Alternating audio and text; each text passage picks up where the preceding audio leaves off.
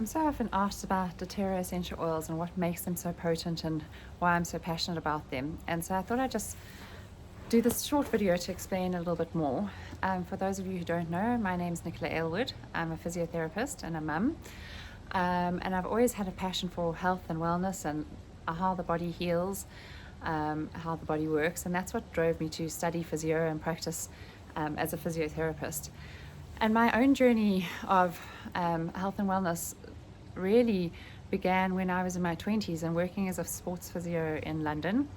And I developed a dry patch on my forehead.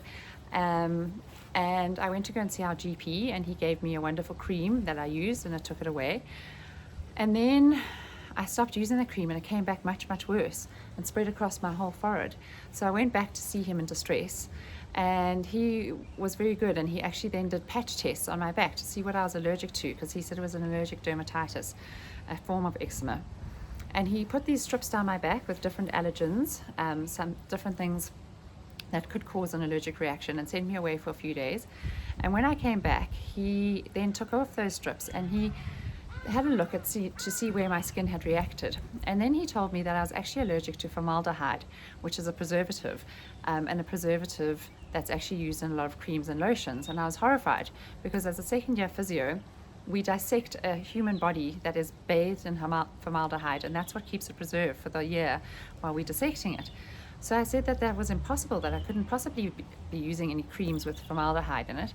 And then he gave me some of the other names of chemical compounds that are in the formaldehyde family that are commonly used in creams and lotions and shampoos, things like cocamidol, propylbutane, imidiazonurea. I mean, there were many. Those were just some of the ones I could pronounce. And I went back and I looked in all my creams and lotions, and they were in everything. And then I started to look at other very high-end, pure brands. They were in there. I could barely get away from them. And so I started to realize about what I was putting on my body and in my body, because if something is strong enough to preserve a dead body, it's certainly not going to do my body much good. So I went to the best dermatologists in London, in Harley Street. I went to Chinese medicine and acupuncture and homeopathy and supplements, and it was a long journey, a 10-year journey of treating my skin. It progressed much worse to my arms and my legs. And I started to realize the difference between treating symptoms, which what the cortisone cream was, and actually treating root cause. What was causing this? And how could I stop that? And so started my path as someone who was far more aware of natural alternatives for myself, and then when we had children, for our family too.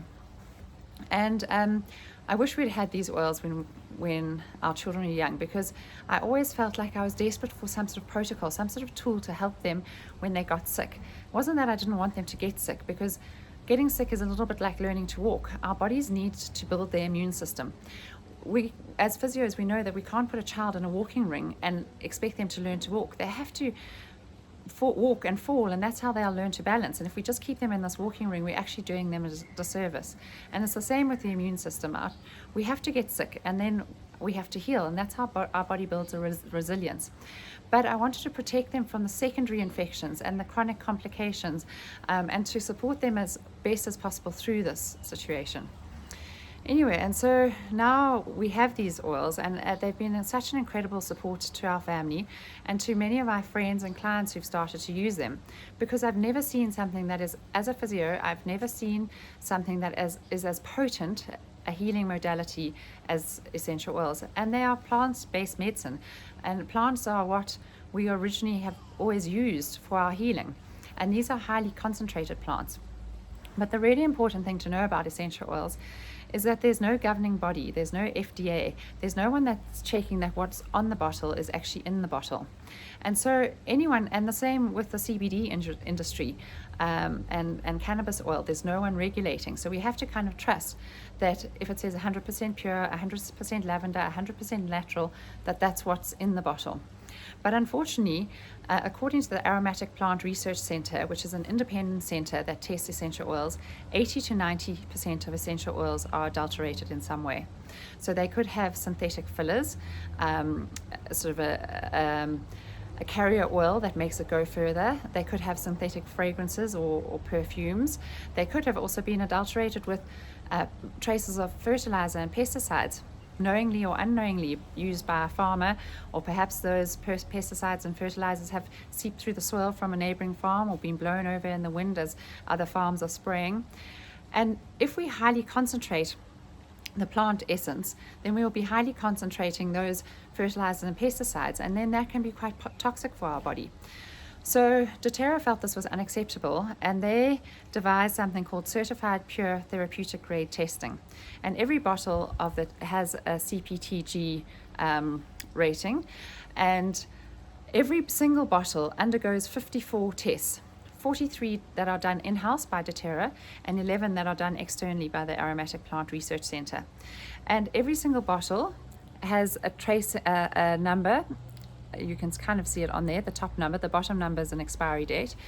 And that I can put that number into a website called Source to You, and I can find out where in the world this peppermint was sourced from, and the results of that testing, so that I know that this is absolutely pure. And because it's absolutely pure, I know that there's only peppermint, and so it's safe to use. The potency is really important too. dōTERRA don't have their own farms. They source the plants and the oils from wherever in the world they grow naturally and indigenously, because that's when they will have the highest therapeutic grade. And they also harvest when the plants are at their highest therapeutic grade. So they work with farmers all over the world in a program called co-impact sourcing. So they work with often small rural farmers like we have in South Africa, and when they move into areas and they work with the farmers, they don't use middlemen, and they really work at supporting the communities that they're working with. So you could look up co-impact sourcing frankincense and find out about the farmers in Somaliland who are very isolated. They're 12 to 24 hours away from any civilization. So they're very easily taken advantage of by middlemen, because they can't get to market by themselves and they don't really know the true market value of what they are harvesting. And dōTERRA are in the process of, well, I think it should be complete now, building a clinic for this community, because they've had no access to medical care for their community. So they build schools, wells, boreholes. They really look at empowering the communities and empowering the farmers when they work with them. They have a motto which is blessing on both sides of the bottle, and our family feels enormously blessed to have these oils. They've been enormously empowering for us, and the farmers feel enormously blessed to have their relationship with dōTERRA. And why I can talk about this with such authority is that because I realized as a health professional, I'm telling people about essential oils, and particularly dōTERRA essential oils, and I needed to know for myself about their purity, sustainability, sourcing, their ethical practices, their social responsibility. So at very last minute last year, I booked a ticket to go to Utah to go to their big convention. And I expected a bit of a sort of rah-rah American bands and motivational speakers, and we'd all feel great about ourselves, but there wasn't much depth of content. But it was quite the opposite. I was blown away. I was blown away by, there were growers and distillers from all over the world, and hearing their stories about how dōTERRA have so profoundly helped to uplift their communities. Even ones from Africa and Kenya, like I said, Somaliland.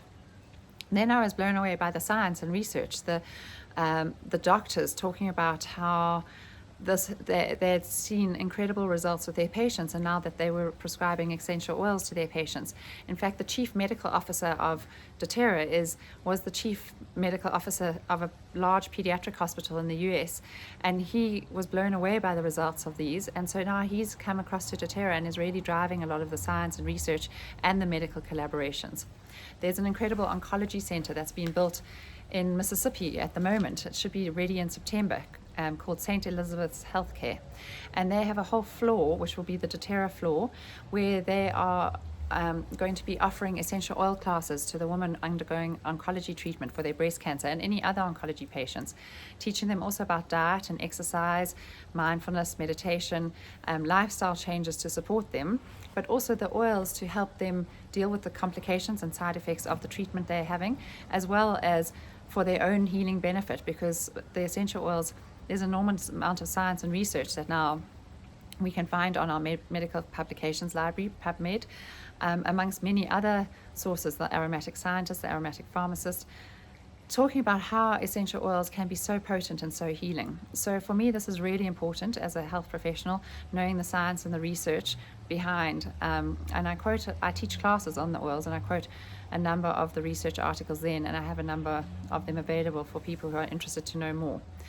So when we're using the essential oils, doesn't mean that we can't use medication, but often when we start to use the oils, we become less reliant on our medication, and we start to heal at a much deeper level. We're not just treating symptoms, we're actually looking at the root cause. So we do teach far more comprehensive classes, and I would love you to join that sometime, but this is just a quick overview on the importance of the purity, and why this makes, and the potency, the high therapeutic grade, and why this makes these oils so special. I look forward to you joining us sometime for a class.